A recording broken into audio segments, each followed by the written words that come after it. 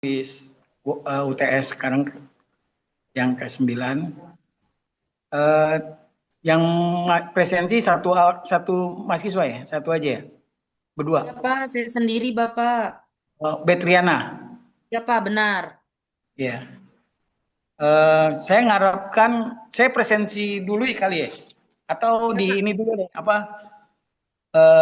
di dilanjut dengan materinya Bu Betri. Nanti setelah setelah presentasi kita ya, sebentar ya. Oke. Baik, siap Bapak. Dilanjut dengan Bu Betri. Ya, baik. Jangan Bismillahirrahmanirrahim. panjang-panjang Bu, poin-poinnya aja, jangan Oke, siap dibacakan. Pak. Nanti saya cepet-cepetin. Ya, dilanjut Bu, karena udah habis waktunya tadi. Ya Pak, mohon maaf. Terima kasih. Bismillahirrahmanirrahim. Assalamualaikum warahmatullahi wabarakatuh. Waalaikumsalam Waalaikumsalam warahmatullahi warahmatullahi wabarakatuh. wabarakatuh. Izin yang terhormat Bapak Dr. Rinovian Rais, dan juga teman-teman kelas XN yang saya banggakan. Di sini saya akan presentasi teo mata kuliah teori sosial, dan materinya yaitu teori kebudayaan material dan non material serta teori Karl Marx. Lanjut Ibu. Nah, di sini kebudayaan sebagai fondasi. Dalam kajian ilmu sosial, kebudayaan dibagi menjadi dua, yaitu kebudayaan materi dan kebudayaan non-materi, di mana kebudayaan materi adalah hasil cipta manusia yang berbentuk fisik yang bisa kita amati secara langsung. Sedangkan kebudayaan non-materi adalah unsur budaya abstrak seperti nilai, norma, bahasa. Kedua dimensi ini, kedua kebudayaan ini saling mempengaruhi dan membentuk identitas budaya suatu bangsa. Lanjut, Beli. Nah, di sini kita akan bahas yang pertama adalah kebudayaan materi. Kebudayaan materi adalah kebudayaan hasil cipta manusia yang berwujud fisik dan dapat diamati secara langsung dalam kehidupan masyarakat. Seperti contohnya rumah adat, alat musik, teknologi, dan yang bisa kita lihat secara langsung. Lanjut. Selanjutnya ada kebudayaan non-materi. Kebudayaan non-materi adalah kebudayaan yang bersifat abstrak, tidak bisa kita lihat tapi bisa kita rasakan dan bisa kita terapkan. Seperti nilai, norma, bahasa, agama, hukum dan adat istiadat masyarakat tertentu. Lanjut. Nah, di sini contoh kebudayaan materi dan non material, material dan non material yang ada di Indonesia. Di sini saya ambil salah satu contoh yaitu dari suku Dayak di Kalimantan, di mana di sana itu kebudayaan materinya berupa rumah bentang seperti rumah panggung dan juga senjata yaitu senjata mandau seperti pedang. Lalu kebudayaan non materialnya ada upacara tiwa, upacara kematian, ritual hudok, dan kepercayaan karingan, agama leluhur Dayak, di mana ketiga itu mencerminkan sistem nilai dan keyakinan yang mengatur kehidupan sosial masyarakat di suku Dayak tersebut. Lanjut. Nah, ini lebih spesifik lagi rumah adat Dayak dan yaitu namanya rumah bentang, seperti rumah panggung yang berfungsi sebagai tempat tinggal, pusat kegiatan sosial, budaya, dan upacara adat pada masyarakat Dayak tersebut. Kemudian senjatanya ada yang namanya mandau, yaitu senjata yang digunakan untuk berburu, bertahan diri, serta untuk upacara-upacara adat dan simbol keberanian masyarakat Dayak tersebut. Maknanya di sini dapat mencerminkan teknologi, kearifan lokal, dan kemampuan manusia dalam mengolah sumber daya alam. Lanjut. Nah, selanjutnya ada kebudayaan non-material dari suku Dayak, di mana contohnya adalah upacara tiwah, yaitu upacara sakral kematian untuk melepas arwah leluhur menuju surga atau letu tatau. Dilakukan dengan prosesi panjang dan penuh dengan makna spiritual. Selanjutnya ada tarian hudok, yaitu upacara atau tarian panen mengenakan topeng dan juga kostum binatang sebagai bentuk syukur dan doa kepada roh pelindung dan agama Kahariang yaitu kepercayaan leluhur asli suku Dayak suku Dayak yang berlandaskan dengan nilai norma ritual budaya non-material yang diwariskan secara turun-temurun. Selanjutnya, yaitu persamaan dan juga perbedaan dari kebudayaan material dan non material. Terus ini materi ya. Saya kok material mulu bilangnya, maaf ya Bapak Ibu. Kebudayaan materi dan non material. Di sini kebudayaan material itu apa namanya, yang berwujud fisik, bisa dilihat secara langsung, diamati secara langsung. Sedangkan non material bersifat abstrak. Nah, di sini kedua persamaannya yaitu merupakan hasil cipta manusia dan berfungsi sebagai pedoman hidup di masyarakat. Lanjut.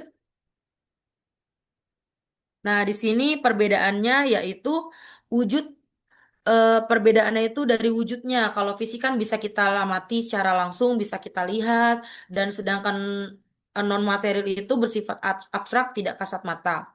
Lalu perubahannya itu kalau yang material bisa cepat berubah seiring dengan perkembangan teknologi. Namun kalau yang non material itu dia stabil dan lebih bertahan lama. Lanjut. Dampak positif kebudayaannya. Nah, di sini dampak positif dari kebudayaan materi dan non material. Yang pertama, memberikan manfaat, yaitu memberikan dampak yang signifikan bagi kehidupan sosial, ekonomi, dan juga masyarakat. Bentar. Selanjutnya ada degradasi lingkungan atau oh maaf Ibu, yang tadi maaf, yang masih positif.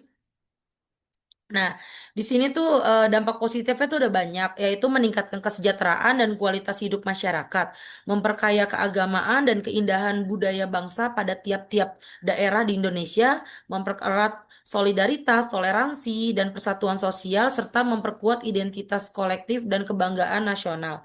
Lanjut, dampak negatifnya yaitu di sini banyak adanya konflik sosial atau perbedaan nilai budaya antar tiap daerah di Indonesia yang memicu ketimpangan sosial yang meluas. Lalu adanya degradasi lingkungan.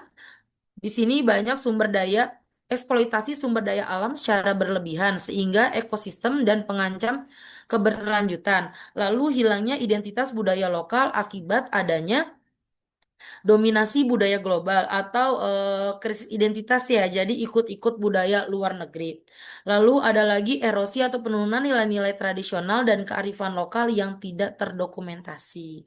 Jadi keseimbangan antara dampak positif dan negatif dalam budaya itu penting dijaga agar identitas dan solidaritas masyarakat tetap terpelihara. Lanjut.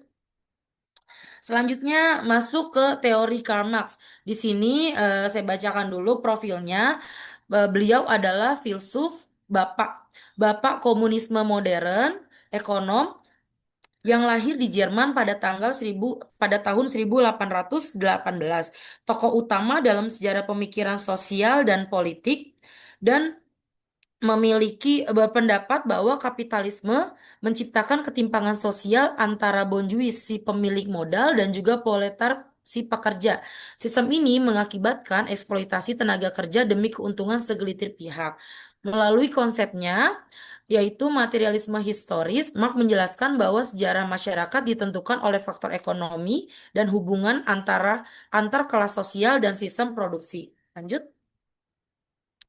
Di sini kata kuncinya sebenarnya ada 6. Yang pertama ada materialisme historis, yaitu sejarah ditentukan oleh kondisi material dan ekonomi masyarakat.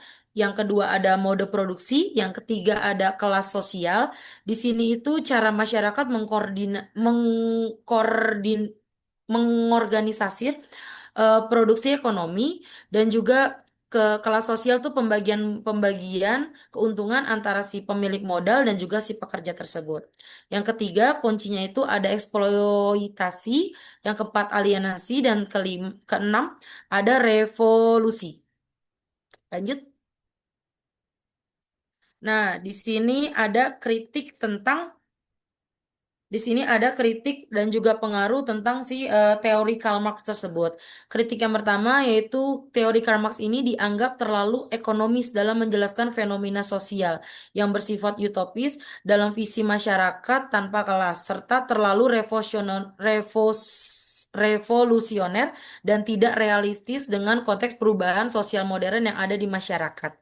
Lalu Untuk pengaruhnya di sini, teori Karl Marx ini dapat melahirkan berbagai gerakan sosial global, aliran pemikiran Marx- Marxisme dan Neomarxisme, serta memperkaya kajian ilmu sosial modern dalam memahami ketimpangan kekuasaan dan dinamika ekonomi masyarakat.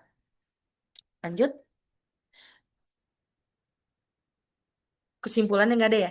Oke, jadi di sini kesimpulannya itu materi apa namanya kebudayaan material dan juga non material itu merupakan unsur penting dalam masyarakat. Keduanya saling berkaitan satu sama lain. Yang satu kebudayaan materi mencerminkan nilai fisiknya yang bisa kita lihat secara langsung, sedangkan kebudayaan non material mencerminkan nilai sosial apa namanya norma dan juga keyakinan sebagai pedoman hidup di masyarakat. Sedangkan tadi teori Karl Marx itu memberikan pemahaman kritis mengenai hubungan antara ekonomi dan juga kekuasaan dalam masyarakat kapitalis. Jadi pemikiran Karl Marx tersebut menunjukkan bahwa ketimpangan sosial muncul akibat eksploitasi ekonomi yang dilakukan oleh pemilik modal terhadap pekerja. Mungkin itu presentasi dari saya.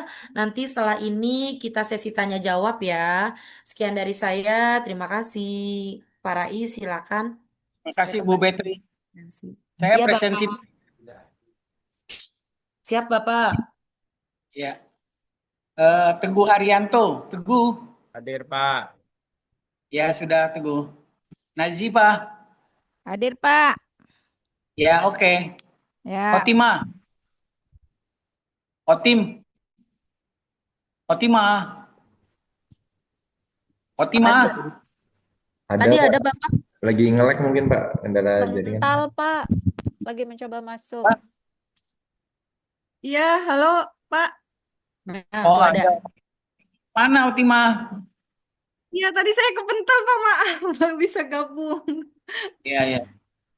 Ya, maaf Pak. Awaludin. Awal. Ada Pak, ada. Oh, thank you. Rian Alriat. Rian. Hadir Pak, Rian. hadir. Oke, sudah. Ya, sudah. Tisna. Asdi. Hadir, Pak, hadir. Ya, sudah. Fatihah. Udah keluar, Fatihah. Pak. Udah keluar, Pak. Oh iya, Fatihah. Oh iya, oke, keluar. Boleh Silalahi. Sudah keluar juga, Keluar Pak. juga Pak. Pak. Bonita keluar juga, Bonita. Iya, Pak. Betri yang tadi Saya, Bapak. di presensi ya. Ya, Pak. Kasih. Hah? Ya, Betri. Aprilia Dwi Rahmayani. Pak. April. Ada, Pak. Ada, Pak. Ada, hadir. Ya, oke. Sudah. Sabila. Hadir, Pak. Hadir. Hadir, Pak. Hadir.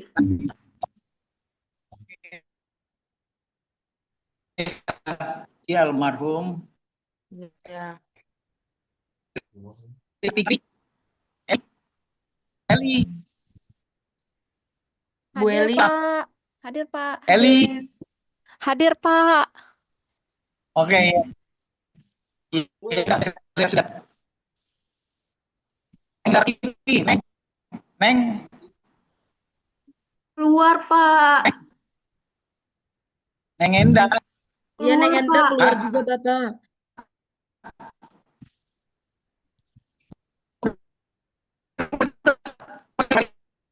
Baru ini. Udah nggak kuliah lagi, mau keluar nggak Iya. kuliah lagi. Iya, Pak Rais, punten. Suaranya kurang Putus-putus. jelas, putus-putus.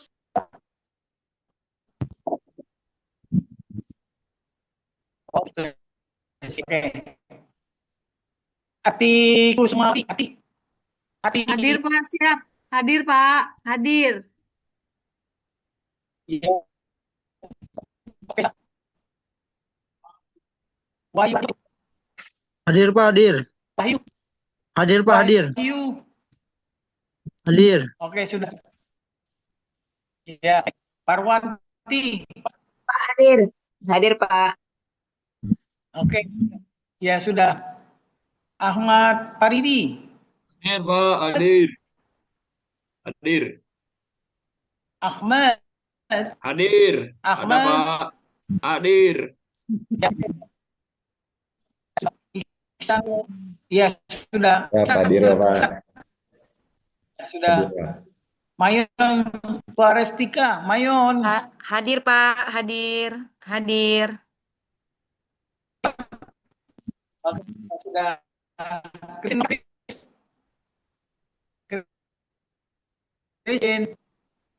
Christine. Hadir, Pak. Ya, hadir. Ada Pak itu Hadir, Pak Bu Pak. Christine. Kamu? Ya, oke. Ali Nusawa. Hadir Pak. Hadir. Hadir Pak. Ya, Hadir. sudah.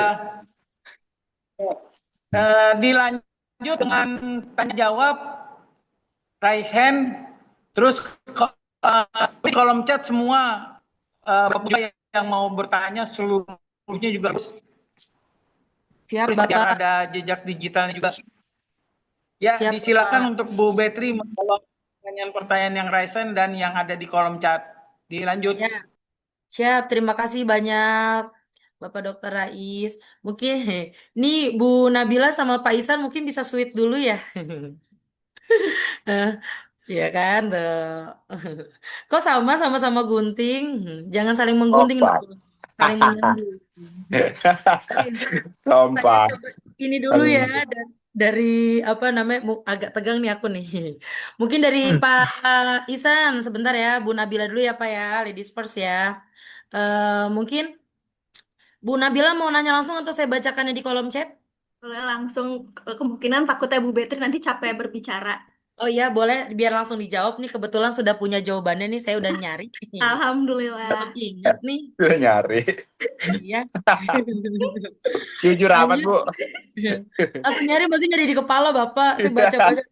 Dapat Pas Bisa banget aja. lima nih ada nih. Tanya Bisa ayo aja. Bu Nabila, biar langsung tektok. Izin Pak Rais, izin bertanya Bu Betri, apabila budaya materi secara apabila budaya materi dan non materi secara bertahap hilang, masyarakat Indonesia berisiko kehilangan warisan sejarah, identitas budaya, serta nilai yang telah diwariskan oleh para leluhur. Bagaimana kita memperkenalkan budaya materi dan non materi dari zaman ke zaman agar tetap teringat di setiap manusia pada era globalisasi ini? Terima kasih.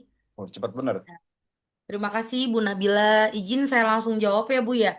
Mungkin kalau untuk apa namanya resiko kehilangan warisan sejarah, identitas budaya serta nilai luhur yang telah diwariskan oleh apa leluhur kita sebelumnya kepada kita, itu kan semuanya termasuk dalam budaya yang materi dan non material ya. Saya jawab dari yang kebudayaan material dulu ya Bu.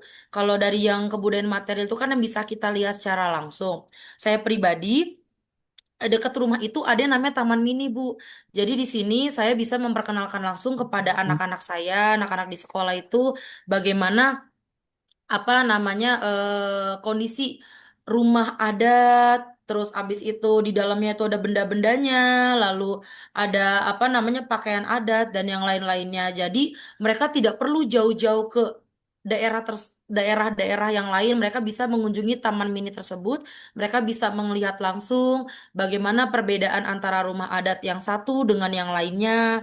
Lalu abis itu dari segi apa tadi yang non material ya, yang kebudayaan itu agar tidak hilang yang diwariskan oleh para leluhur itu bisa kita memanfaatkan media digital, lalu pemahaman lagi kepada anak-anak bahwa bahwasannya di mana langit dijunjung begitu di situ bumi dipijak. Jadi kita harus tahu aturan-aturan atau norma-norma pada setiap daerah itu kan berbeda.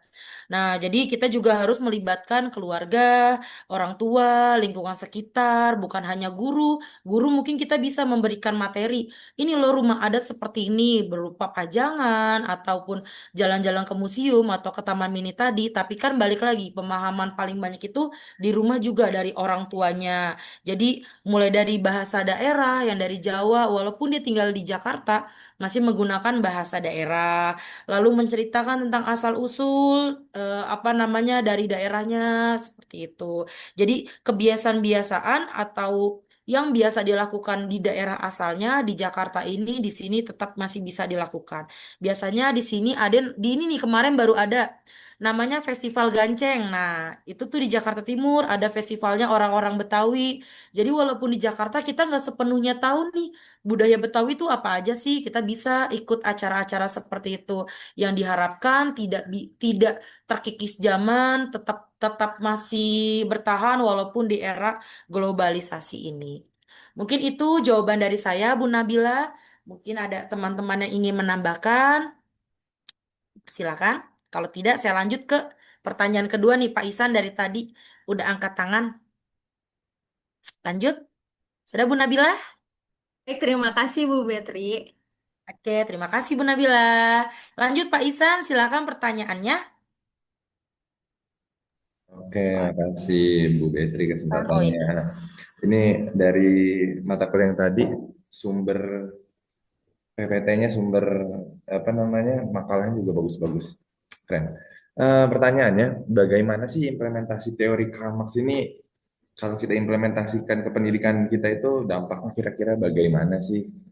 Soalnya kalau yang saya lihat teori Karl Marx ini cukup bagus tentang sosial ekonomi ya yang tadi kita juga udah Iya. bahas. Kalau apa itu sekolah itu kok banyak ketimpangan. Nah, di Karl Marx ini kan dia pengennya kesetaraan, egaliter. Nah, kira-kira gimana sih implementasinya? Gitu. Terima kasih.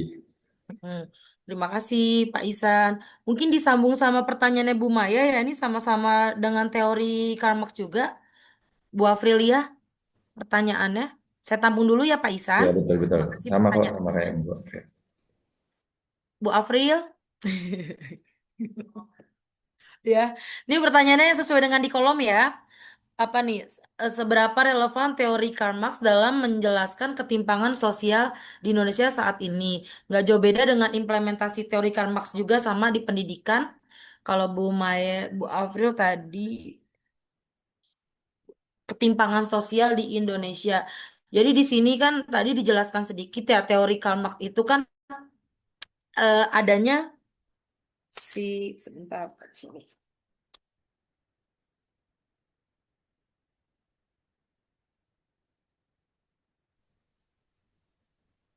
Mungkin PPT-nya boleh dibuka lagi. Engels atau Eh, siapa? Slide yang teori Karl Marx itu. Izin Bu Eli.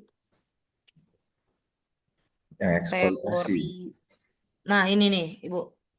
Nah, ini yang di sini kan pendapat beliau adalah kapitalisme menciptakan ketimpangan sosial antara si bonjuis, pemilik modal, dan juga pekerja proletar. Proletar ya namanya. Sistem ini mengakibatkan eksploitasi tenaga kerja demi keuntungan segelintir pihak. Ini saya mengacu pada yang zaman dulu ya. Dulu kan banyak banget eh, jangan-jangan zaman dulu sampai sekarang pun juga masih ada banyaknya pekerjaan itu yang memberatkan seperti tadi kita pernah tadi baru saja kita bahas pekerjaan guru itu kan banyak banget yang awalnya itu awalnya itu hanya mengajar, sekarang kita banyak dibebankan administrasi dan lain-lainnya. Tapi kalau dari segi si teori Karl Marx ini kan lebih ke apa ya jatuhnya ya pendidikan itu tuh bukan hanya sebagai tempat belajar membaca berhitung, tetapi juga sebagai membangun kesadaran sosial kita, mengurangi ketimpangan sosial dan bisa membela masyarakat yang lemah secara ekonomi. Jadi di sini apa namanya menurut teori Karl Marx itu terbagi menjadi dua yaitu sepemilik modal dan juga si pemilik modal yang memegang kekuasaan dengan kelompok pekerja seperti kita, masyarakat kecil seperti saya. Nah, kalau diterapkan di dalam pendidikan, teori ini tuh mendorong sekolah tidak hanya untuk mencapai, maaf, tidak hanya bisa mencetak siswa yang siap bekerja, tapi harus bisa mencetak siswa yang berpikiran realistis, seperti ketimpang tindian, ketidakadilan, dan mendapatkan hak-hak di masyarakat. Jadi secara nggak langsung kita harus bisa apa namanya membangun eh, apa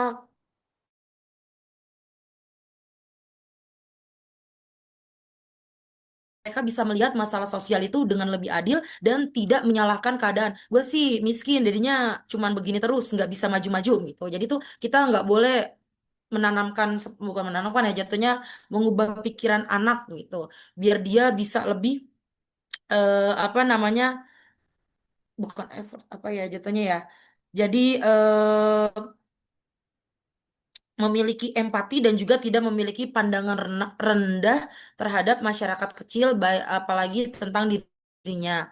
Lalu teori karma ini juga bisa apa tadi tuh memberikan dampak negatif. Nah, dampak negatifnya ini jadi dia tuh banyak menekankan penggolongan antara si kaya dan juga miskin yang melihat hanya dalam satu perentangan kelas. Di kelas ada yang kaya, ada yang miskin dan itu benar-benar bisa menimbulkan sikap curiga, kebencian sosial, ketimpang tindih yang tadi Pak Isan tanyakan itu juga dimulai dari situ, timbul rasanya pengkotak-kotakan, mulainya dari pembeda-bedaan dulu, saya yang miskin, sedangkan dia yang kaya. Guru lebih cenderung memperhatikan yang kaya, jadi pemikiran-pemikiran seperti itu yang menjadi landasan awal apa namanya ketimpang sosial yang ada di kelas dulu nanti akan berlanjut ke lain-lainnya. Terus habis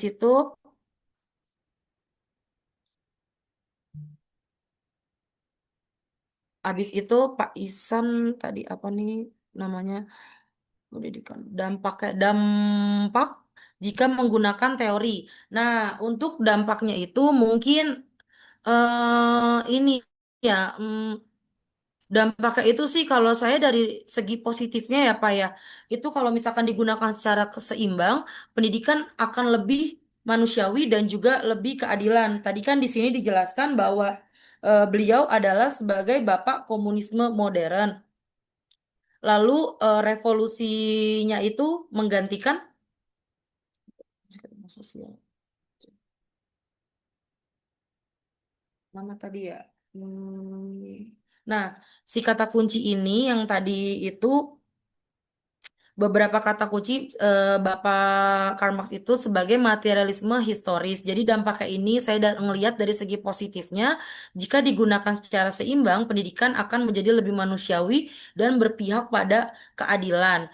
Jadi tidak berorientasi pada konflik di kelas, dipadukan dengan nilai-nilai Pancasila, pendidikan karakter, dan kebutuhan masyarakat yang lainnya, sehingga bisa membuat pemerataan di dalam kelas. Mungkin itu saya agak blunder jawabnya, maaf ya Pak Isan dan juga Bu Maya, saya jawab secara langsung karena sama-sama bertanya tentang teori Karl Marx. Mungkin ada yang ingin menambahkan Bapak Ibu yang lain atau Pak Isan?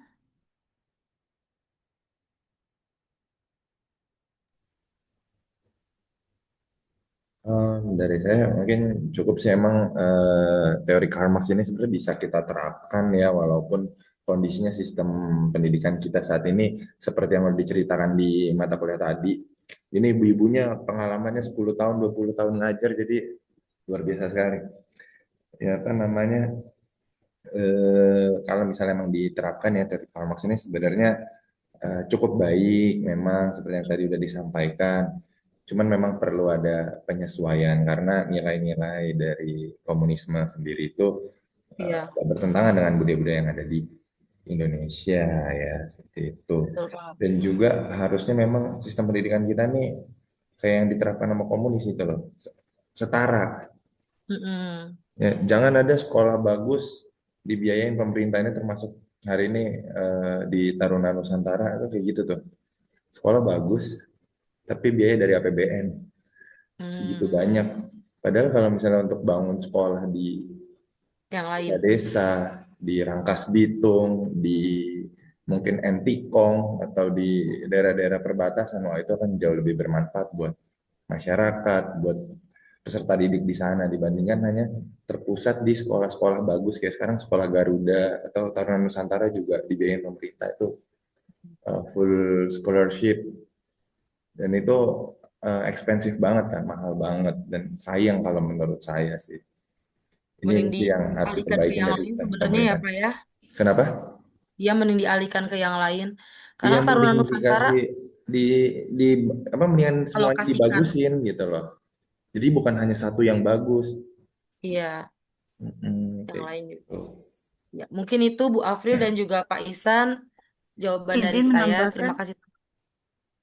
Ya, Ya, izin Bu ya Bu Mayon. menambahkan, mungkin ya menambahkan ya kalau dari perspektif teori Karl Marx itu ya, kan memang kita namanya guru di sekolah.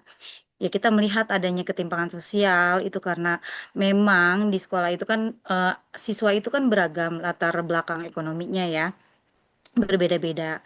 Nah, oleh karena itu tugas kita sebagai guru ya kita memberikan pendidikan yang adil kepada siswa yang memiliki latar belakang apalagi dari ekonomi kelas bawah atau ekonomi bawah supaya apa? Supaya mereka merasa tidak didiskriminasikan atau merasa terasingkan di lingkungan sekolah itu gitu. Jadi dengan memberikan pendidikan yang adil itu secara merata gitu. Meskipun ya memang ada kelas-kelas sosial yang tadi disebutkan gitu, ada ekonomi bawah khususnya gitu ya. Iya. Jadi mereka tuh tidak merasa minder gitu.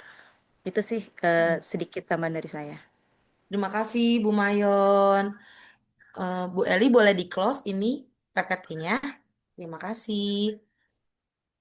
Untuk selanjutnya eh, Pak Wahyu, Bu Eli dulu ya yang angkat tangan. Bu Eli silakan Bu Eli. Oke, Izin Ibu baik. suaranya. Ya, kedengeran nggak ya? Ya kedengaran Ibu. Ya, oke, baik. Terima kasih, Bu Bu Betriana. Baik, saya hanya ingin menanyakan sedikit saja sih, Bu. Nah, saat ini kan kita sendiri gitu ya, atau masyarakat luas tentunya kita sudah memiliki akses terhadap teknologi dan internet yang semakin canggih. Terkait smartphone kita sudah punya, dan itu salah satu bisa dibilang kebutuhan yang tidak pernah bisa hilang dari kita sendiri kayak gitu.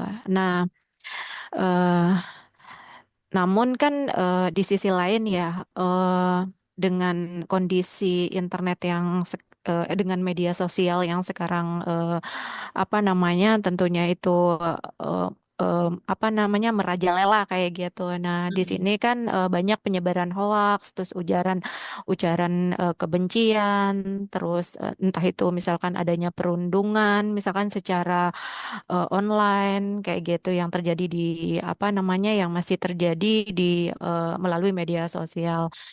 Nah, terkait kondisi tersebut nih, menurut Bu Betri, apakah perkembangan kebudayaan, tadi kan ada kebudayaan material dan non-material ya. Nah, dengan perkembangan kebudayaan tersebut, apakah harus selalu diikuti oleh perkembangan nilai dan etika masyarakat tersebut yang terjadi tadi? Baik, terima kasih pertanyaannya Bu Eli. Jadi dengan kondisi tersebut, apakah perkembangan kebudayaan selalu diikuti oleh perkembangan nilai dan etika masyarakat? Kalau menurut saya pribadi tidak selalu ya Bu ya. Perkembangan kebudayaan terutama dalam bidang teknologi, terus apa namanya, itu kan tidak selalu diikuti ya. Jadi kita tidak boleh memaksakan diri. Banyaknya perkembangan teknologi baru nih yang datang. Biasanya kalau anak-anak muda itu kan ngelihat, "Hah, HP iPhone udah baru nih." Dia memaksa, meminta gitu, membelikan.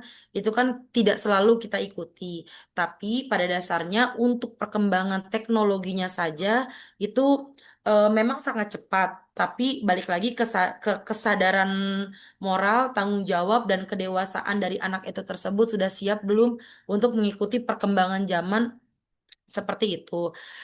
Terus dari segi kebudayaan materialnya itu kan apa tadi tuh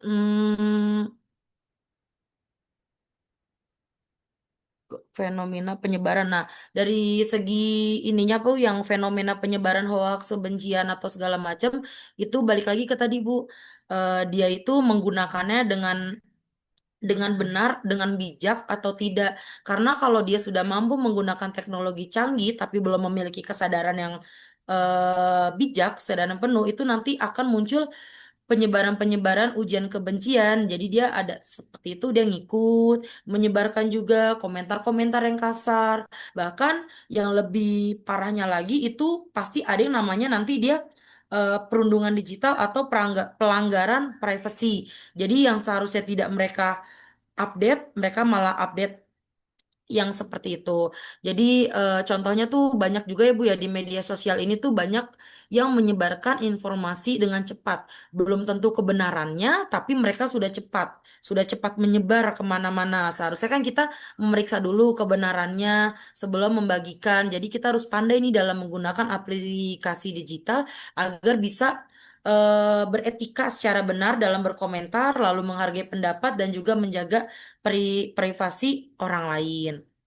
Jadi, penggunaan perkembangan sosial ini harus diimbangi juga dengan pendidikan karakter, literasi digital, dan penguatan etika sosial dalam bermedia sosial. Mungkin itu yang bisa saya jawab, Bu Eli. Terima kasih. Selanjutnya nih saya baca dari kolom komentar ya, Pak Wahyu. Pak Wahyu, izin. Kebudayaan materi terkadang tidak terjaga dan terawat. Saya pernah ke Bangka Belitung, Bapak benda sejarah tidak terjaga. Oh, pas banget Bangka Belitung. Ya, kebudayaan materi memang eh, apa kalau di sana itu kan seharusnya kan dikelola oleh pemerintah ya, Bapak ya.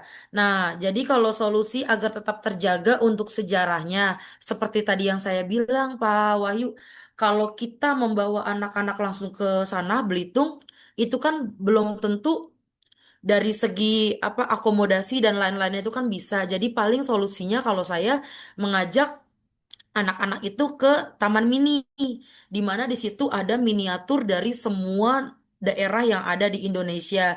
Dan kalau di taman mini itu memang terawat karena kan memang ada yang menjaga dan juga di sana itu ada apa narasumbernya ya. Jadi kalau saya itu ke yang rumah Padang itu, saya minta tolong tour guide-nya untuk jelaskan sekalian benda-benda apa saja. Bahkan waktu itu ada perayaan ritualnya di sana, bukan ritual apa? Kayak lagi ada adatnya di sana. Jadi kita ikut nih. Jadi secara nggak langsung anak-anak itu bisa tahu walaupun mereka tidak pergi ke Padang, tapi mereka ke Sumatera Barat, mereka bisa tahu langsung perayaan apa yang ada di sana gitu, yang masih berlaku hingga sekarang. Mungkin itu solusi dari saya. Jadi dari kecil ini anak-anak sudah diperkenalkan tidak perlu ke taman mini, bisa juga melalui gambar-gambar yang bisa mereka lihat di internet, di YouTube, seperti itu. Lalu juga museum-museum itu bisa menjaga kebudayaan materinya. Lalu pertanyaan dari Pak Rian. Hmm, apa nih Pak Rian? Bagaimana relevansi teori Karl Marx dalam memahami fenomena sosial budaya dan saat ini? Relevansi tadi ada di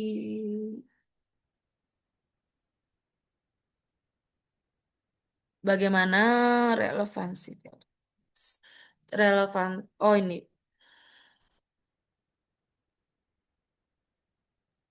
Tadi nyambung juga ya teori Karl Marx ini ya relevansi fenomena sosial yang ada di saat ini tuh kan sama seperti tadi pertanyaannya Pak Bu Maya dan juga Bu Afril dan juga Pak Isan memahami fenomena sosial yang ada di sini tuh kan banyak ya Pak terutama dari hubungan antara kelas sosial lalu abis itu dunia pendidikan dan juga budaya konsumtif yang banyak di apa namanya di apa tuh buat anak tuh terjadi kesalahan atau juga ekonomi yang tidak seimbang gitu. Jadi kalau menurut Karl Marx tadi kan adanya keseimbangan yang adil antara pemilik modal dan juga si pekerja. Seperti itu Pak. Jadi lebih ke relevansinya ya Pak Rian. Oh Pak Rian lagi nggak ada. Hmm. Mungkin itu teman-teman ada yang ingin menambahkan relevansi teori Karl Marx dalam memahami fenomena sosial. Kalau saya sama seperti yang tadi jawabannya. Coba izin ya, relevansi teori Karl Marx dalam memahami fenomena sosial budaya di Indonesia saat ini. Indonesia. Kalau relevansinya teori Karl Marx pada saat ini di Indonesia itu tidak ada. Karena kita sekarang udah jadi negara kapitalis dengan sistem pemerintahan demokrasi, hidup yang berbeda, dan bahkan sistem komunis sudah lama ditinggalkan 10 tahun sebelum saya lahir.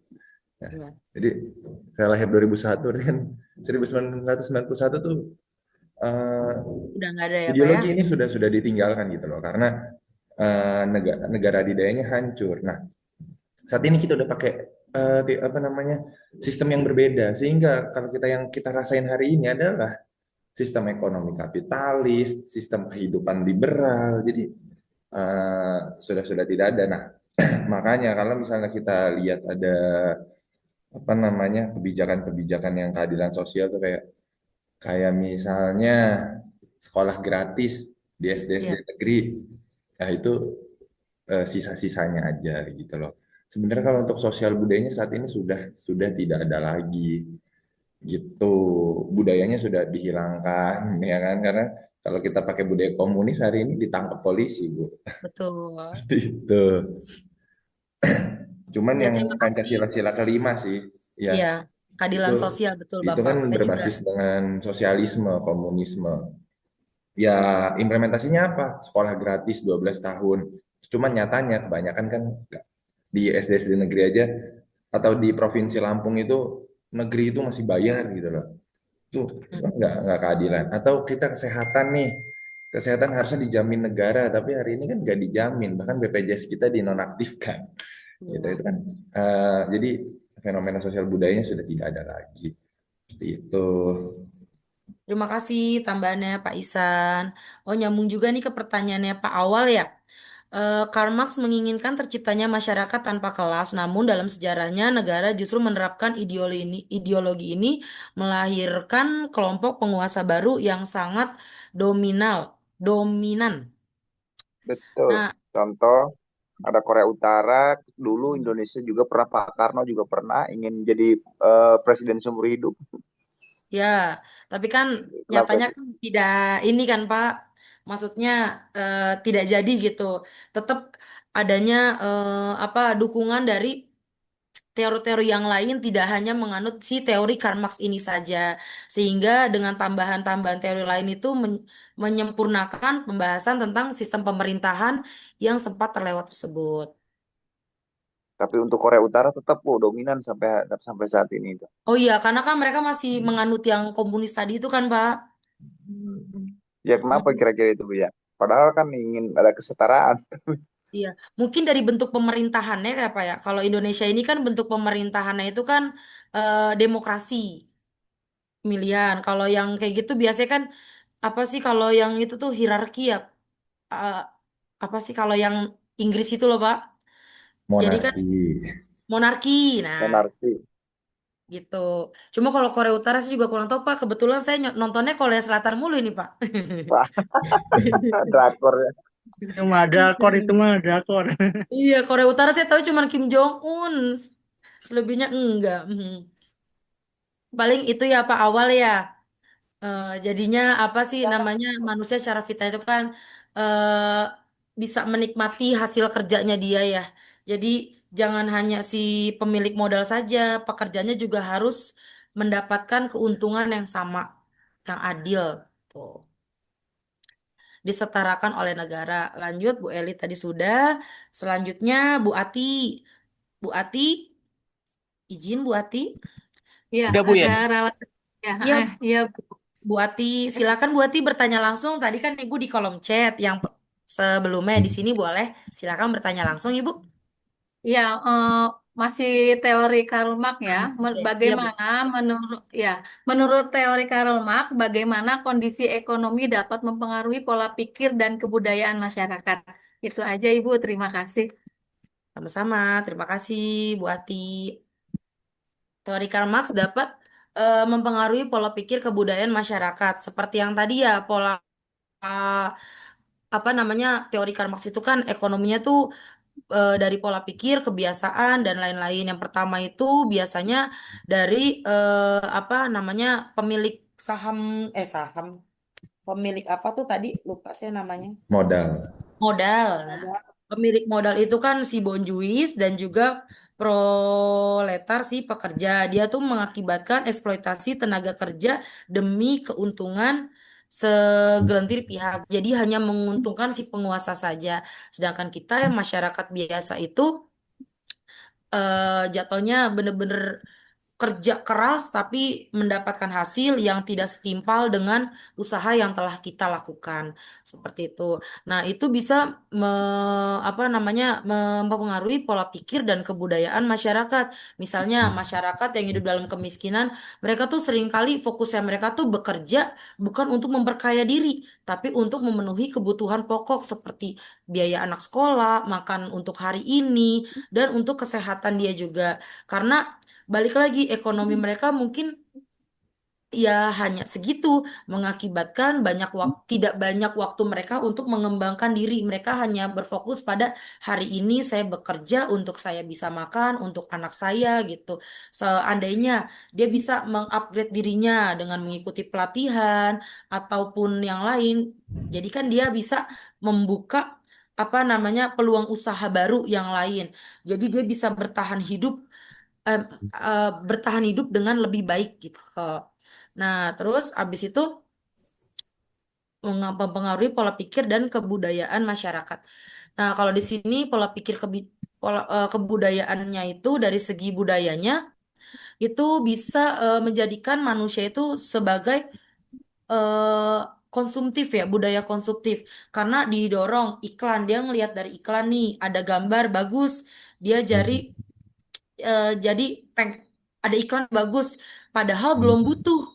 Ada kebutuhan yang lain, tapi karena iklan itu dia tergiur, sehingga dia membeli barang tersebut untuk mengikuti tren, untuk mengikuti yang sedang viral-viral saat ini. Nah, itu kan juga mempengaruhi kita sebagai pekerja, si poretar, sehingga itu bisa menguntungkan si pemilik modal karena masyarakat seperti kita hanya terus menjadi konsumennya saja. Nah, ini kan juga jadi perbedaan ya, masyarakat itu bekerja untuk mencari nafkah. Masyarakat bekerja untuk mencari nafkah untuk dapat membentuk budaya hidup mereka, bukan untuk hanya sekedar untuk bersenang-senang. Jadi ekonomi ini mempengaruhi dalam berkaitan langsung dengan kebutuhan dasar manusia. Mungkin itu jawabannya Bu Ati dari saya. Iya, terima kasih Boleh banyak Bu Betty. nambahin? Ya Pak Isan, Boleh nambahin? boleh Bapak silakan biar saya Ini ada saya teman diskusikan sedikit nih. aja mau nambahin yang Bu Ati sama Pak Awal. Jadi gimana sih teori Karl Marx itu bisa mempengaruhi kondisi ekonomi dan juga pola pikir masyarakat. Nah, jadi dulu tuh kenapa Karl Marx itu punya teori komunisme atau sosialisme itu kan karena udah muncul ideologi duluan yaitu kapitalisme dan liberalisme di mana eh, kapitalisme itu bikin ada dua golongan yaitu proletar dan juga borjuis. Nah, ternyata proletar dan borjuis itu mengakibatkan kerugian pada individu-individu di mana kita nih pekerja dieksploitasi, kerja 8 jam, gajinya cuman segitu-gitu aja. Perusahaan, ini banyak yang kerja di perusahaan juga kan. Perusahaannya untung gede ya, tapi gaji karyawan segitu-gitu aja gitu kan. Nah, padahal kebutuhan makin lama juga makin tinggi, Banyak. anak sekolah, anak mau les gitu kan. Nah, akhirnya karena himpitan-himpitan seperti itu, Karl Marx punya ide sendiri gitu loh ya, yang dinamakan hari ini ya sosialisme, komunisme gitu. Jadi nanti lahirnya komunisme dan juga sosialisme melahirkan budaya-budaya sosialisme gitu loh, ya yang setara semuanya, nggak ada apa Sekaya namanya sedikit. stratifikasi ya kan kayak tadi borjuis dan proletar gitu loh. Jadi bikin-bikin kayak gitu. Itu sih kalau untuk di ekonomi dan kebudayaan. Nah, kalau tadi Pak Awal, kenapa sih bisa terciptanya satu apa namanya negara-negara di sebuah negara itu ya tadi yang menerapkan ideologi ini dia punya penguasa yang dominan kayak tadi Korea Utara. Bukan hanya Korea Utara, kalau kita lihat Vietnam hari ini itu dia juga komunisme dan mereka penguasanya dominan. Cina itu kan presidennya nggak ganti-ganti gitu. Betul. Kenapa?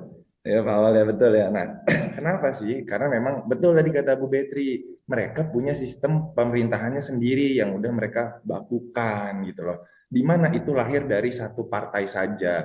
Jadi Karl Marx itu waktu bikin buku Das Kapitalis, di mana antitesisnya dari si kapitalisme, yang ini nih, yang Bu Betri juga tadi kan kalau saya lihat dari sumber-sumber referensinya dia juga ngambil dari situ tuh, Marx Engels.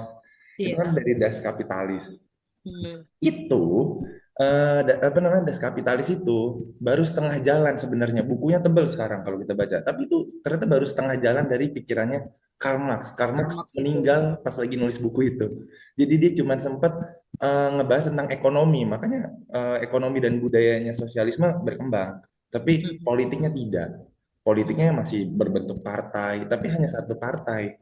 Di mana di negara-negara komunis itu mereka menerapkan hanya satu partai, sehingga nggak ada oposisi, sehingga semuanya nurut sama satu pemimpin aja.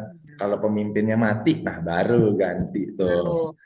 Seperti itu sih. Jadi di politiknya sendiri mereka memang menerapkan kebijakan satu partai. Jadi melahirkan kelompok atau penguasa yang dominan. Seperti itu. Terima kasih. Terima kasih banyak Pak Isan tambahannya. Terima kasih banyak Bapak Ibu atas pertanyaan yang sudah diberikan. Mungkin itu Bapak izin, Bapak Rais. Ya, udah ya? Udah Iya semua ya? Bapak.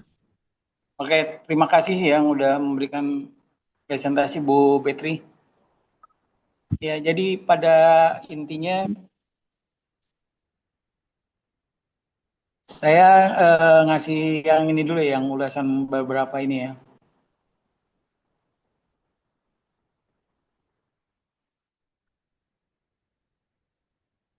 Yang materi ya Pak. Nah, yang Bu Nabila nih, misalnya budaya kan ada yang kita udah sering Bu budaya atau warisan-warisan hilang. Contohnya yang waktu kayak di Gunung Padang tuh akhirnya ditemukan kembali. Dia udah berapa ribu tahun yang lalu juga dengan penemuan-penemuan artefak-artefak sejarah lagi kembali bisa ditemukan identitas budayanya. Baik yang diwariskan oleh leluhur atau contoh-contoh jejak-jejak sejarah kerajaan-kerajaan atau ya kerajaan dari Mataram, kerajaan Sunda dan semuanya itu. Nah, itu yang menciptakan kita bisa meng-create lagi hasil penemuan-penemuan dari sejarah tersebut gitu. Ya, jadi bagaimana kita bisa tahu gitu. Walaupun sudah beberapa tahun yang lalu gitu. Gitu ya. Kayak kenapa Prabu Siliwangi moksa hilang gitu. Kita bisa temu lagi gitu. Ya. Terus termasuk Karl Marx, ini kan juga sejarah nih. Karl Marx, pemikiran-pemikiran Karl Marx bisa kita tahu juga ini, baik di bidang ekonomi, pendidikan, sosial, politik gitu. Nah, itu dia kita bisa kaji lagi gitu. Cara pemikiran-pemikiran dia dengan kehidupan-kehidupan yang sekarang, apakah bisa kita lanjutkan pemikiran yang memang dahulu dan yang kita dapatkan sekarang gitu. Ideologi-ideologinya gitu. Ya, walaupun tadi atau dengan adanya kerajaan kayak Inggris dan kerajaan-kerajaan yang lain, Spanyol dan lain-lain, mereka juga punya sejarah-sejarah yang dan ideologi yang diikuti oleh bangsa dia sendiri untuk bisa mengikuti arus perubahan mereka gitu. Dan juga kalau dilihat-lihat lagi, Inggris sekarang sudah mayoritas pendatang juga udah dominan gitu. Contohnya agama Islam di Inggris sudah mulai terbuka gitu ya, udah mulai banyak pengikutnya gitu. Jadi kita juga nggak kaget lagi gitu di Inggris. Gitu ya. Nah, kalau di teori Karl Marx ini yang kita presentasikan tadi oleh itu ya. Nah, ini kan dia dikenal kan sebagai bapak Marxisme gitu.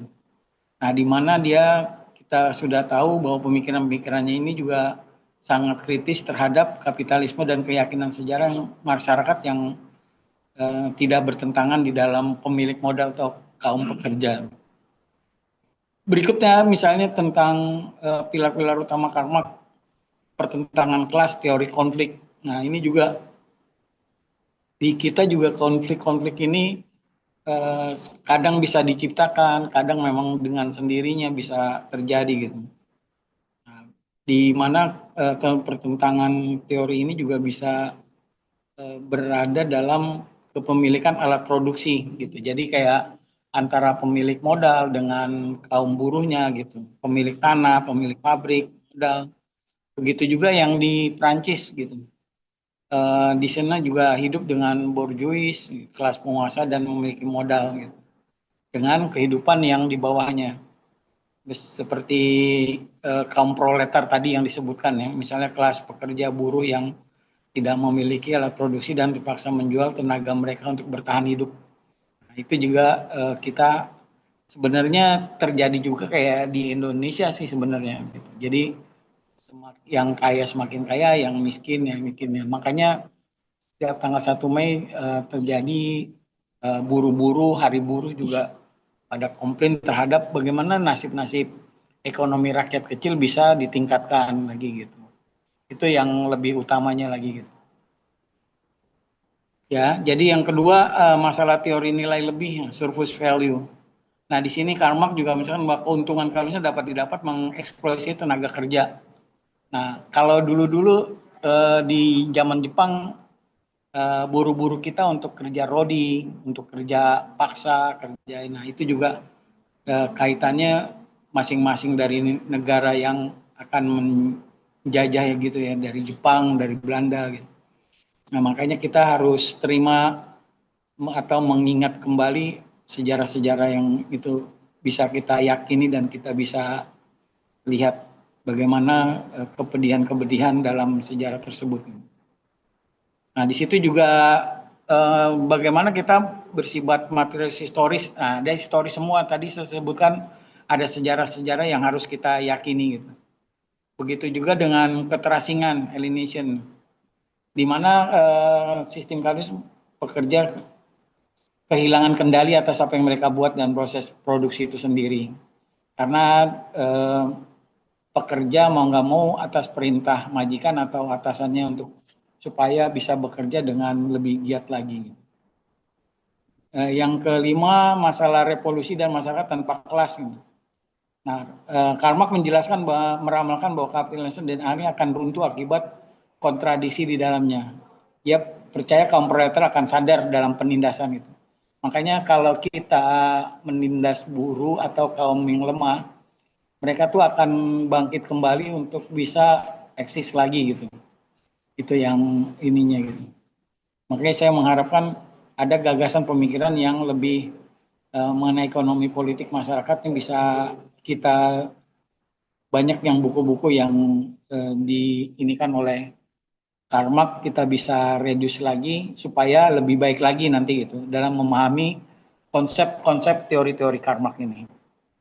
Jadi itu ya pada intinya Karl Marx ini ya menjelaskan ketimpangan sosial udah nih. Semua bagaimana pendapat ekonomi yang tadi ekonomi kayak teori dari kelompok borjuis dan tidak yang dari Prancis, dari Inggris dan dari negara kerajaan ini.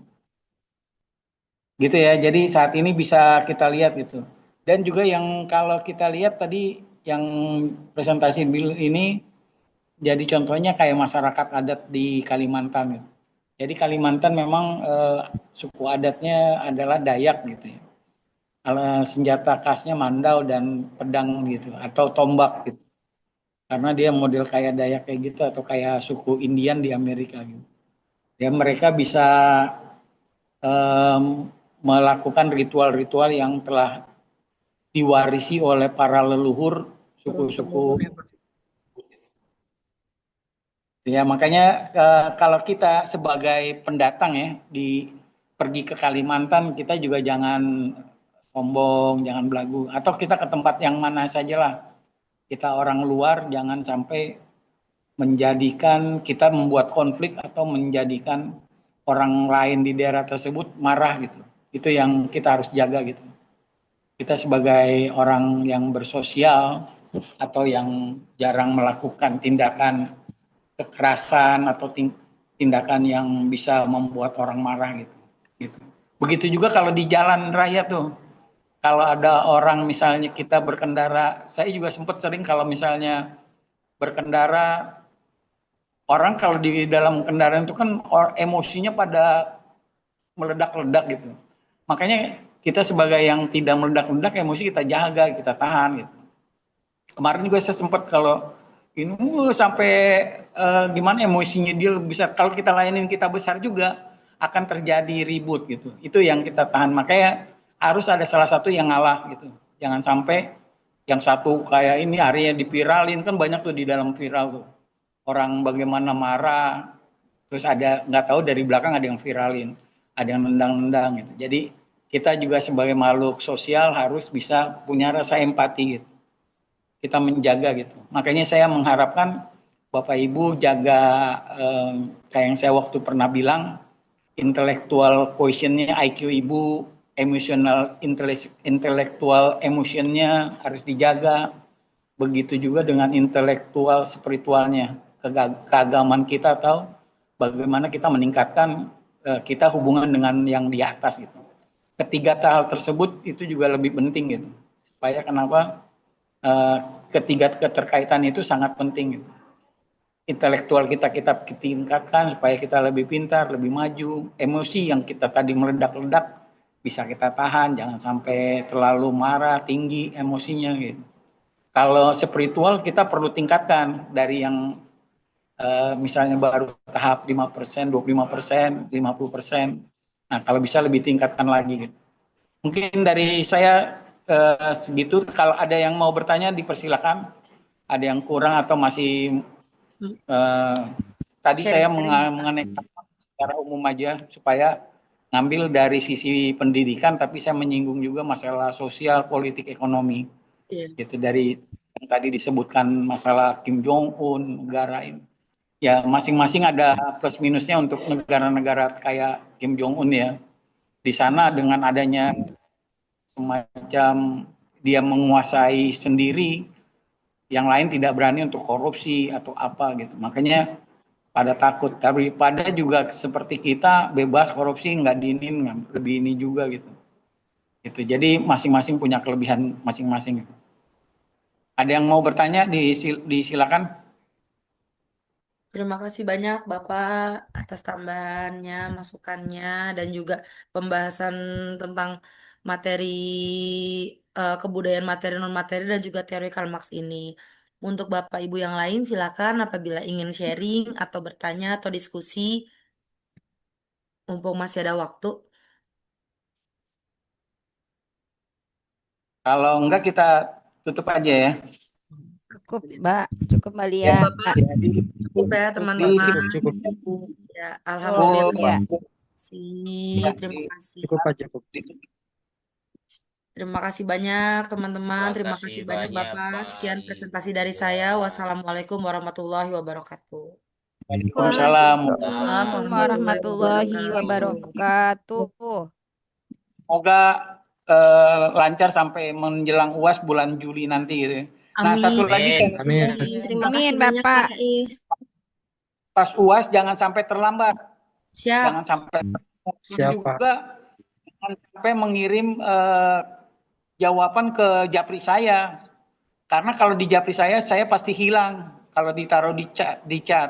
Kan Di chat grup aja ya, biasanya iya, kalau ngasih ke saya di Japri itu saya pasti hilang karena saya nggak punya backup. Tapi kalau Bapak Ibu masuk ke LMS atau jawaban sudah tersistem, itu akan tersimpan gitu. Itu yang saya inikan itu. Dan juga jangan sampai telat gitu. Mengambil datanya misalnya jam 8 harus dibuka, diambil misalnya. Batas waktunya sampai kapan. Nah, kalau bisa sebelum waktunya udah dikirim. Jangan sampai deadline misalnya di jam 12 malam, Ibu ngasihnya pas mau jam 12 malam. Pasti nanti akan mental gitu. Itu saya yang nyarankan. Jadi walaupun udah selesai kira-kira udah mantap, masukin aja ke LMS gitu. Saya nyaranin aja gitu. Siap Bapak. Ada berapa Siap, Pak, siap. Ada berapa mahasiswa yang ngirim jawaban secara Japri online ini ke WA. Kalau ke saya itu pasti saya ngasih tahu pasti hilang gitu. Iya Pak. Karena saya kadang-kadang kebanyakan saya delete gitu. Makanya, nah untuk yang sekarang Pak Isan jangan lupa video ini langsung dikirim ke saya Pak Isan. Siapa Pak? Iya, Pak. Habis ini kan, ya kan? Ya. Kirim aja biar saya masukin ke YouTube.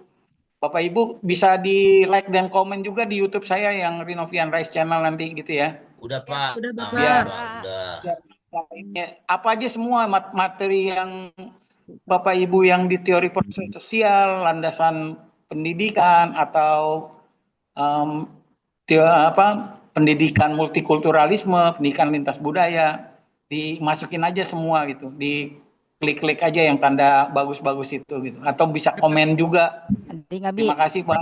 Pak Juhur. Ya, Ya Pak, demikian siap. Baik, Pak. semoga sehat-sehat selalu sampai menjelang UAS nanti gitu. Ya Demikian Pak, billahi taufiq amin.